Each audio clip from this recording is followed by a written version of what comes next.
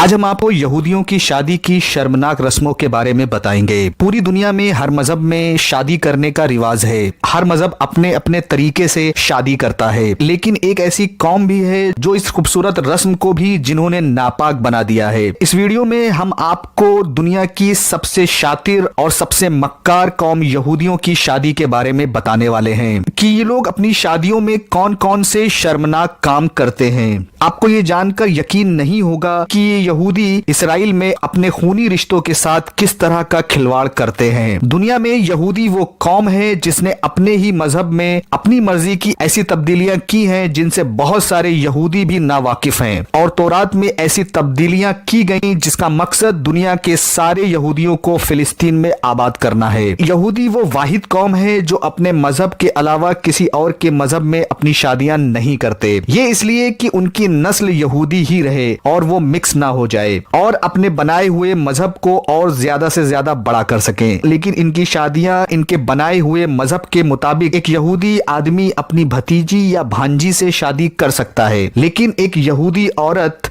अपने भाई या बहन के बेटे से शादी नहीं कर सकती। इनकी शादियों में दुल्हन अपने पूरे बदन को छुपाती है, यहाँ तक कि अपने चेहरे को भी छिपाती है, ताकि शादी में मौजूद मेहमान दुल्हन को ना देख सके और वो ना जान सके कि ये कौन है। इनका रबी इनको दुआएं देता है और ये उन यहूदियों में ज्यादा है जो अपने मजहब को सख्ती से अमल करते हैं। यहूदियों का मानना है कि 12 साल का लड़का और 12 साल की लड़की भी शादी कर सकते हैं। इनका सबसे शर्मनाक अकीदा ये है कि एक मर्द दूसरे मर्द से, एक औरत दूसरी औरत से शादी कर सकते हैं, जिसे होमोसेक्सुअल शादी भी कहा जाता है। और इस अकीदे को इन्होंने दुनिया के कोने कोने में फैला दिया। लेकिन इनमें ऐसे भी यहूदी हैं जो इन शादियों के खिलाफ भी हैं और इस बात को अपने मजहब के खिलाफ समझते हैं। ज्यादातर यहूदी दूसरे मजहब में शादी करने के खिलाफ हैं और इनका एक अजीबो गरीब अकीदा ये है जो इन्होंने खुद अपने ऊपर मुसल्लत किया है। वो ऐसी औरत के बारे में है जिसका शौहर मर चुका हो लेकिन उसकी कोई औलाद नहीं हो, तो तब उनके मुताबिक उस औरत की शादी रजामंदी से या जबरदस्ती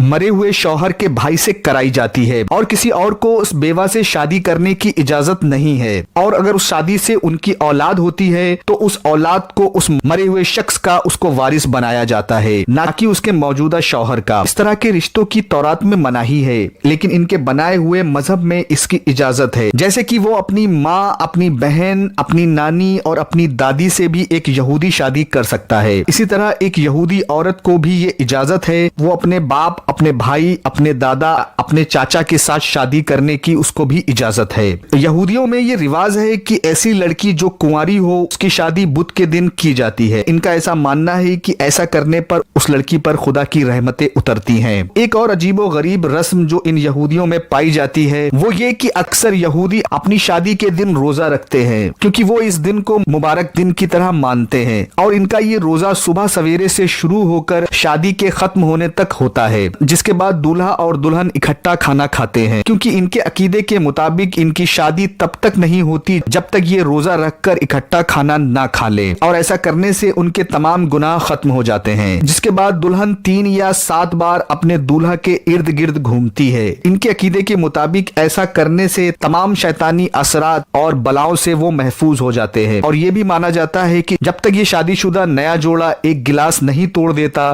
तब तक उनकी शादी मुकम्मल नहीं होती। और इसके पीछे यहूदियों का मानना है कि वो ऐसा करने से अपने दरमियान तमाम हदों को खत्म कर देते हैं, और ये इनके लिए एक सबूत के तौर पर लिया जाता है कि ये दोनों मरते दम तक तमाम मामलात में एक दूसरे के साथ रहेंगे। यहूदियों में एक से ज्यादा शादियों की इजाजत है, लेकिन इनकी तादाद की कोई लिमिट नहीं है, यानी एक यहूदी जितनी मर्जी चाहे शादी कर सकता है। यहाँ तक कि इनका कोई रबी इनको शादियों से मना कर दे तो वो शख्स फिर तमाम उम्र शादी नहीं कर सकता। यहूदियों में तलाक का भी एक अजीब रिवाज है, वो ये कि अगर कोई शख्स अपनी बीवी को तलाक देना चाहता है वो बिना किसी वजह के अपनी बीवी को तलाक दे सकता है। तलाक की सूरत में वो शख्स अपनी बीवी को तुरंत अपने घर से निकाल सकता है और कोई शख्स उससे ये नहीं पूछ सकता कि उसने अपनी बीवी को तलाक क्यों दिया है। तलाक के बाद ये लोग खिंजीर ऊंट और खरगोश का गोश्त नहीं खा सकते। यहाँ तक कि ये लोग किसी भी किस्म की मछली भी नहीं खा सकते। इनके लिए वही खाना हलाल होता है जिसे छीला गया हो। बड़े बड़े स्टोर्स में लेबल लगाकर इन्हें रखा जाता है ताकि जो लोग तलाकशुदा हैं वही लोग इन चीजों को खरीद सके। यहूदी अपने मजहब के शख्स के सिवा किसी और मजहब के शख्स के साथ खाना खाने को बुरा समझते हैं। यहूदी अपनी इबादत करने से पहले सिर्फ अपने हाथों को धोते हैं और फिर एक बड़ी चादर अपने कंधों पर